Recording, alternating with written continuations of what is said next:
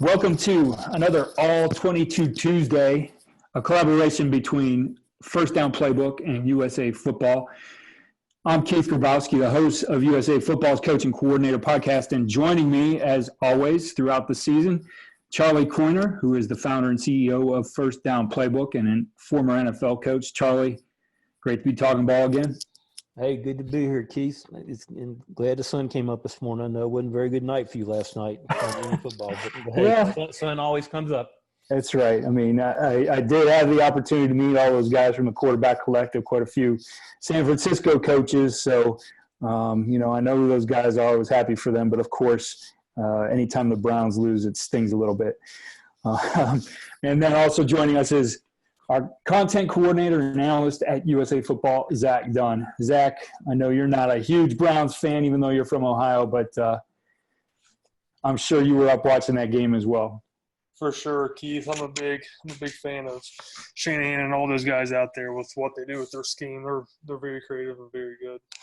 Yeah, definitely good stuff here. So we're going to start off with a play from the Eagles and Packers game, and we're going to look at some concepts here that look similar. And I think that's the key here you're going to see throughout this video presentation today is that we have a lot of plays that actually can look like there are two or three different things that are going to happen.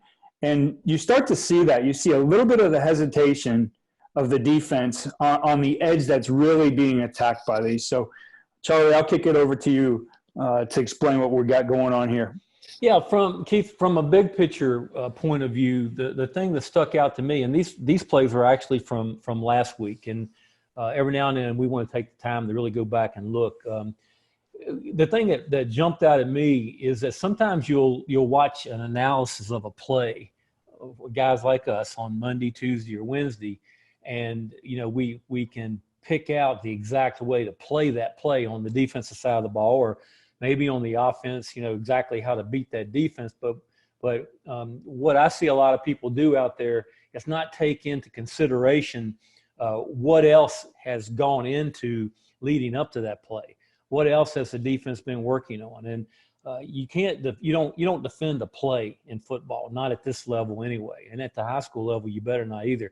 You have to defend the field, the whole offense. And so this is what really jumped out at me, because we've been spending a lot of time here on All 22 Tuesday and Wednesday talking about misdirection, talking about jet sweeps, talking about rounds, reverses, talking about RPOs, talking about all the different ways that defenses have to fit these things up. Last week we had two receivers out on the edge running an option and the quarterback going away. So as I got looking at that, and I was watching the Philadelphia Green Bay game and the New Orleans Saints, and what I try to do is, obviously every NFL coordinator is good, but I always like to watch what Sean Payton and Carmichael do over at New Orleans, and also the Eagles obviously speaks for themselves. And as I was watching, I started looking at how they were using their tight ends and how it was fitting into some of the things we'd already been talking about. And the one you were looking at right now is against Green Bay, and it's coming across. And this right here is probably just it's just a split zone, backside of an inside zone. And but you've got that tight end coming across, and if you look at a lot of the plays we've already talked about, 24 could be running a wide zone to our left as we look at it. This could be flipped to 85 on a jet sweep coming to the right. This could be zone read and 11 on the edge, throwing the split zone or the naked to 85 in the flat. So many different things, including RPOs, that this could be. But as it turns out, you've got really 85 inserting up in there. And Green Bay does a really good job here. 50 spills it, gets underneath of that block. The other thing that jumped out at me as we watch this, and we'll hit the video here in a second, is that, just the way, and Zach made this point probably 3 weeks ago, you've seen a lot of plays maybe hit outside a little bit. People are attacking the tight front, and this is another way right here. I mean, they're burying that 4-eye 50, like I said, he gets underneath and spills it, but the 4-eye gets beat. You'll see that here on tape. But this ball probably, if 94 had done his job and gotten in that B gap, would have spilled to the outside. But we're going to see 3 plays, and this is just one of them. I'm not going to talk as much as I have on this one, but you're going to see 3 plays in which the tight end or a big body comes across, and the defense can't just assume that he's coming all the way across the formation. He gets inserted at different points of the formation on all 3, and that's hard to defend if you're a defense. Obviously, 1 yard line, and the play before this had one coming across, or excuse me, had number 2 of the tight end coming across doing something similar to this. But as you look at this, and probably the best view here, Zach, is the end zones, so we don't spend 10 minutes on each one of our plays today. But watch 94, the 4-eye to your left. He stumbles on the snap and actually does not control the B gap, and that's where the ball hits. But now, theoretically, let's go back and assume he gets in that B gap. And you watch 50 here, does an excellent job of spilling it on that on the tight end coming across. That's not an easy thing to do. He sacrifices his body. Doesn't matter because the ball gets to hit inside anyway. But if you stop and look, put yourself in 31's position right here, coming across in man coverage, all right? And you're getting ready to see where the same tight end is going to insert on a wham on a 4-eye. So the point that as you look at this from a defensive perspective, I mean, 31, this ball could end up out here on the perimeter to your right as far as he's concerned. So he's thinking he's got to get all the way out here to defend that, and he does. But you're going to see a lot of different scenarios here, or 3 different ones for sure.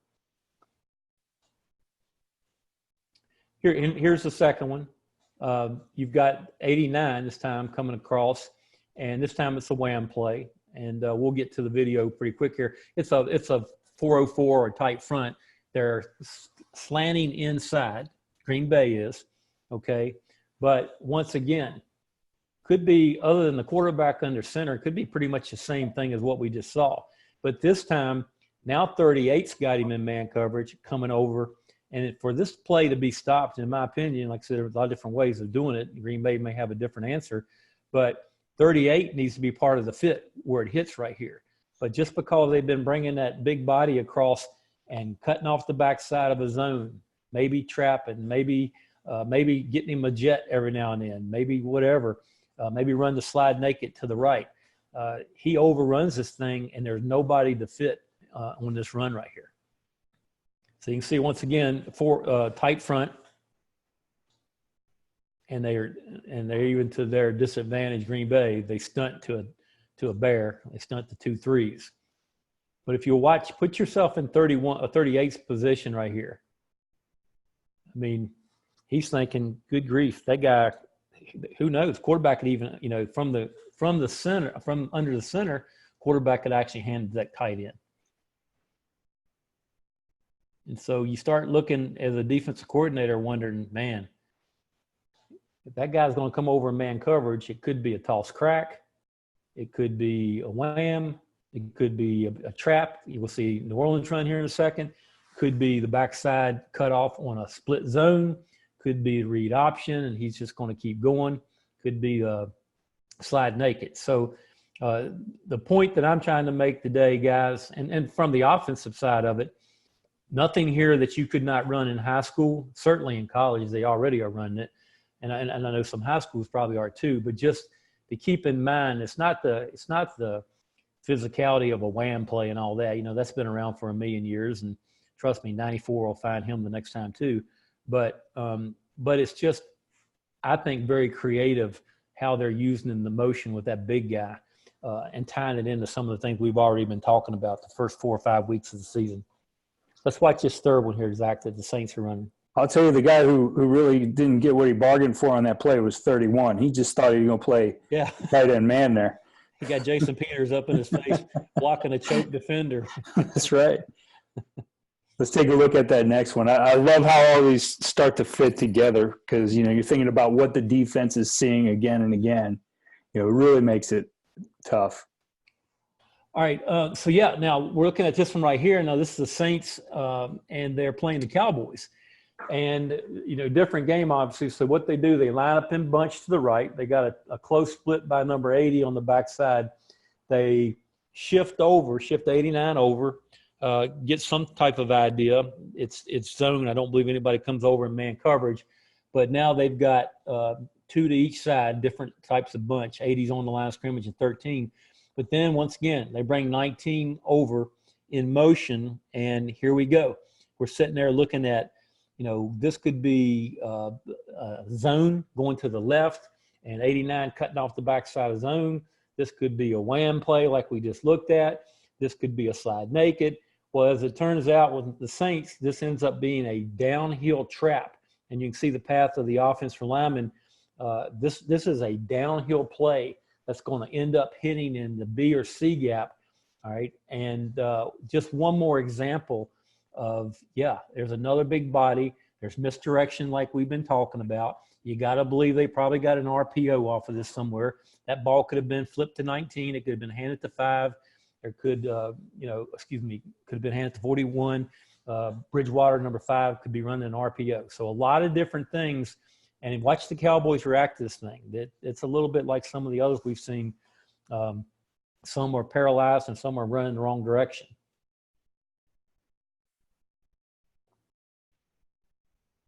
So right now, they've already had to check. You can see just the jet motion, running back Zach, just the jet motion already has the 2 linebackers running out of position before the ball is even snapped. There they go. I mean, just that's off of the jet motion. So you can just imagine, the defensive coordinator, and I'm not sure if he's a coordinator or not, but a man that used to be the head coach of the Lions, who is it? I forget his name. He's the best defense. Yeah, Marinelli is one of the best in the business. So not like they haven't looked at everything that Peyton and Carmichael have given them. So, this just more and more creative ways, guys. And there's nothing about this play that could not be run at the high school level. In fact, it's just all about timing. We probably got the same, we don't have a blocking, we probably got the same cross direction, misdirection in our flag football section in FirstDown PlayBook. And it's just, I said this to somebody, Keith, it might have been you. I missed it a couple years ago when they started doing all this in the NFL. I thought the quarterback had to be put in peril to do it. And what I'm seeing now is that these misdirection plays are being run and the quarterbacks are not being put in peril. Teddy Bridgewater is not anywhere near any contact on this play, which obviously they don't need that to happen with what they've already had, in New Orleans. So to me, that's where guys like me, and I've got my hand raised the highest, I was wrong about a lot of the things they're doing right now, because I thought you had to put the quarterback out there and get them hit. And if you get them hit enough in the NFL, they're not going to last. But now, these guys have figured it out. You know what I like about this, Charlie, is really, you see this play. If you look at the very first play last night of San Francisco and what they did to the Browns. If you're a zone team, I know there's always this debate between line coaches. Can you be a zone team? Can you be a gap team? But I think if you're good at zone, there's ways to create counters in zone with really not pulling your interior lineman. Here would be a prime example, right? If you look at all these guys, like I said, it's like last night that these guys are showing reach and they're losing that reach. You have the jet that kind of gives them that feel that it's going to go outside. You lose your reach block on that and let them do the work with their momentum and just wrap that thing right back. This is definitely, like you said, it's a long trap, right, with that tight end. So there's, think about the schemes you have. It's not like you have to go and add every single scheme that you see on here to be able to run misdirection. I could think of, I went to zone schemes in 2004, and we kind of kept some of a little bit of our gap stuff as a security blanket. But by the second year, we just figured out how to do it all without pulling people, without really giving the defense some of those keys that you get on a pull. So, again, a very creative use of the scheme right here. And like I said, something we saw very similar to this last night from San Francisco. And you can just see Bridgewater pulling this sucker when they really would need it, and coming around that outside edge, maybe throwing the naked or something like that too. So a lot of things they can build off of it. But once again, I thing I like about what we've been able to do here the last really we've been doing this I think 7 or 8 weeks, because it comes back into the preseason, maybe 9, is you start seeing things built on one another. And I think that's where, if you're listening in or if you're looking in at this and you go back and watch the previous episodes, what we've tried to do is stack things that we see. And obviously we can't watch it all, but we are trying to stack things on top of one another that you can use at your level of football.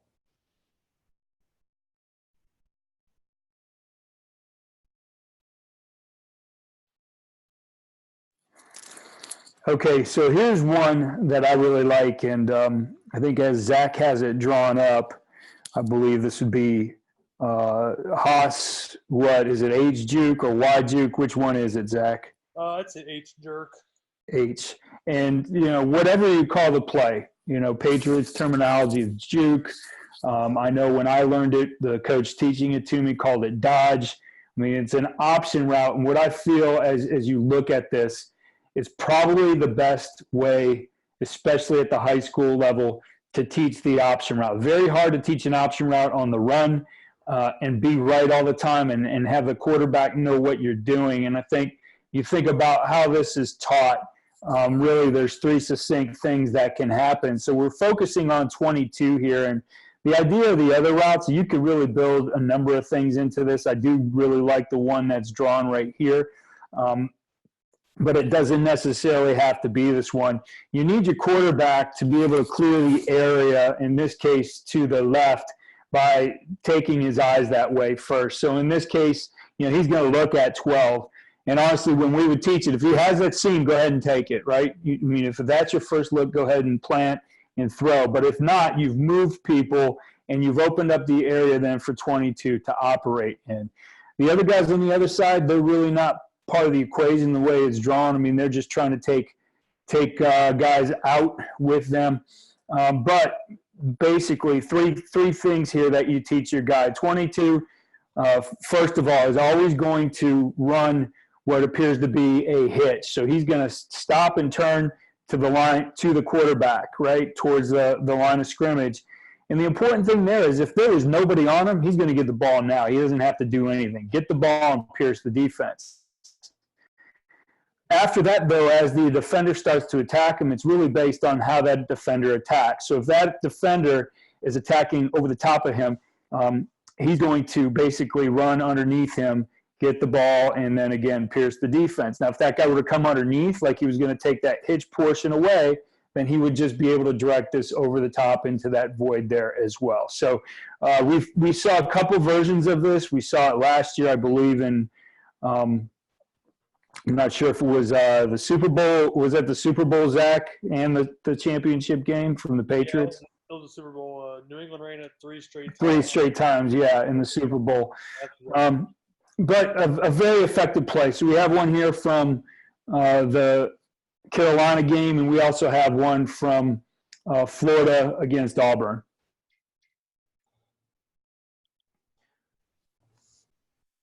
Keith, I'll jump in here real quick. Yeah, go ahead. Explain the video. To me, I always looked at this as 4-corner basketball. I mean, you're spreading the field out, giving that inside guy your point guard. None of you guys out there as old as I am to remember Phil Ford in North Carolina back in the day, where they'd put 2 guys in the back corner baseline and 2 guys out on the sideline, and that Phil Ford to go to work. And that's kind of what they do here and what they always did with Welker in New England. We did it at the Bears when I was there. The thing that's interesting, and as I listened to you teach it there, it's always taught just slightly different. The guy that I learned it from, John Shoup, taught it more like basketball, taught about how close the guy's to you. But the thing that I see about this route, the individual part of it is it's always about 2 dudes. Brady and Welker just kill people with it, right? And Brady's just swapped people out who he's killed people with, just a lot of things. But to me, it's a feel. If after the coaches get done teaching you, those two guys get out there, and it's almost like they're connected at the, cerebrally, that they know what the other's going to do. And these two plays that we're about to watch that you picked out, Keith, are beautiful, both of them.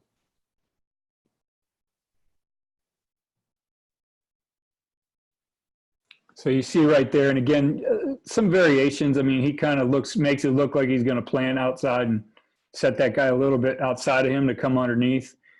But again, you see the effect of, the other portions of his route, clearing everything out, and he just has a lot of room to run in, and just becomes a one-on-one. Who's gonna beat who on this particular play? Yeah, from the linebacker perspective, I'm not sure you can play it that deep. And I'm not sure what the free safety is doing either, but yeah, you once you let them in there, you're done from the linebacker perspective. But this isn't fair. He's gonna win 9 out of 10 of these every time. It's a good job here by the line too, taking that sort all the way out to the boundary linebacker. Just a smart job. Obviously, they know where they're going to get pressure from and make the call that way. We'll go to the next one. Yeah, there's not many linebackers that are going to make that play right there. And here you go. Here's Florida doing basically the same thing. A little bit different on the other routes. You see that we got a corner post here. You can really create a read there with kind of a high-low, depending how you create this. But again, I mean, 9 times out of 10, maybe 99 times out of 100, if you just clear out with those other guys and a quarterback does a good job moving people, he's going to open that space and allow some room to throw that juke route, dodge route, whatever you want to call it right there, the option route. But again, I think the key and what makes it a little bit easier, again, than an option route on the move is to get him stopped for a second, let him restart. A quarterback can see that and lead him to where he's going, rather than trying to make a guess on leverage on the top of where that guy might be. Yeah, they're bracketing number 2 to both sides right here, and like I said before, it's getting it can get taught a lot of different ways. But yeah, I don't know pre-snap. Probably at the college level, it's hard to disguise it that much. But if you look down here, you almost can see the outside leverage of the number 13. Once you see that, or once you see he's definitely not playing the inside, you've got a one-on-one situation in the middle with 30, I guess it's 31 and 10 there. Hard way to make a living if you're an inside guy. That's right. Let's take a look here at our last play. We got one from the Patriots, one of Zach's favorites.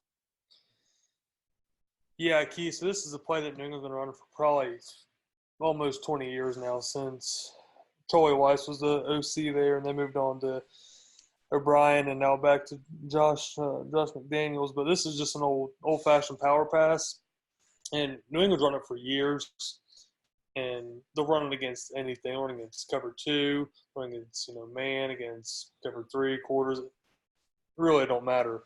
But, all it is a fake here to the back. Here, I'll just go to the video. It's easier to see in the video. It's a fake to the back here on power. Open up, and you got this tight end right here on a middle read. If the middle field's closed, he's going to run a basic cross. If it's open, he's going to take the post. And what happens right here is you're getting man coverage, so you got the safety who's going to play outside leverage here on this tight end because he has middle of the field help. And then you got these two backers who are trying to fill their gaps, but also they're playing man on the running back here, so they're going to banjo the back. Whichever way the back goes, that back is going to take him. The other back's going to fall back in the hole. Then out here to the right side, you have number 1's on a curl, number 2's on a wheel. And what they're doing here is after the fake, he's going to pop up real quick. He's going to read that basic. If it's not there, if you got some sort of weak cover 3 right here, and it's not there, then he's going to pop back up and he's going to look to hit that curl back to the running back who's going to leak out late into the flat. But one thing I like here is the ball action, like I've talked about the past few weeks, is watch how Brady reverses out. Ball's hidden. Backers think it's, run all the way. They are now out of the throwing window here for Brady. And then also another thing here about Brady I like is, look how quick he sets up. He sets up about 4 or 5 yards. He's not, he's not getting 7 or 8 yards back there. It's ball fake, set up now, throw. He gets pressure here off the edge here because the guard can't get to the end quick enough. But as you can see, this is open. Tight end's wide open there. It's tough for that safety if they're covering the tight end to defend him because he first of all he's thinking he has to fill his gap, which looks like the D gap right here. But also he's playing with outside leverage because his man's inside the divider, so he has to play with outside leverage. So the tight end's gonna push up to about 8 to 10 yards, give him a little chicken wing right there, and break across the field. Now I've seen a lot of times where like I said, you'll get 3 week or the backers will play this good and the rat backer will hop back up there and take away that tight end. Then that's when they come back to the field up here on this curl, wheel, flat combo. The wheel is just to clear out the flat. And if the crossing there, they'll come back, try to hit that deep curl. And usually the back leaks out late into the flat. This is just Brady gets pressure here quick. This here's what I'm talking about. Watch where the ball's hit right here. You can't see that ball at all. And you can see the backers are here working to get over top to fit this power play. Watch 55 immediately. Trying to scrape over the top immediately out of the throwing window. Brady gets pressure here, so obviously, he's thrown off balance. That's not his strength. He's not Pat Mahomes. He's not going to make wicked arm angle throws. But as you can see right here, tight end pushes up to roughly 8 to 10 yards. Good break at the top, wide open. That's wide open in the NFL. Well, I'm probably about to steal Keith's thunder here. But Keith, you're probably being the quarterback guy. You're probably watching some other things about Brady right here, aren't you? Yeah, well. There's a lot of young guys right here. Got this ball slapped out 3 times. Yeah, he's got some just incredible movement in the pocket and the balance then to come back and make this throw. That's a guy who practices his craft a lot. Yeah, this dude is old by NFL standards. But I'm trying to tell you right now, this is what the difference is in your Brady's and Manning. That is textbook. That he's done this 1,000,000 times in a drill. Both hands on the ball, all right, keeping the ball close, still got it seated where you can get it out, still avoiding it, not bailing. There's his old tail does not need to be bailing out into the pocket. Might as well stay in the pocket and make the best of it. There are little things like this in plays that's an incredible job, but just keeping it alive. Old man's way. It's really a no stride throw too. You look at where he's at. He just sets his feet, gets his feet back and throws. He's not even stepping. He's using his core. Yep. Make and getting that hip through, make a strong throw. Yeah, I'm here to tell you that ball probably gets knocked out of the hands of probably at least 6 NFL quarterbacks who've got one hand on it right there, and somebody reaches out and slaps it out. He maintains it. The pocket, it's little things like that. They're why is this team so good? Well, little things like that about 3,000 times every game. That's what it is. All right, guys. Well, another good week on All 22 Tuesday. Some more interesting plays, and again, things that can be done really on every level. You might have to tweak a few things, and like Charlie said, work with your quarterback a little bit to be like Brady there, but they're not difficult things to do, but the key is to be able to practice and give your guys the right information. A big part of that really starts with the diagram. And Charlie, I know that's what you guys are all about here at FirstDown PlayBook. No doubt. Like I said, we we drew 6 up this week for this show right here, and we draw up anywhere from probably 15 to 20 at every level of football.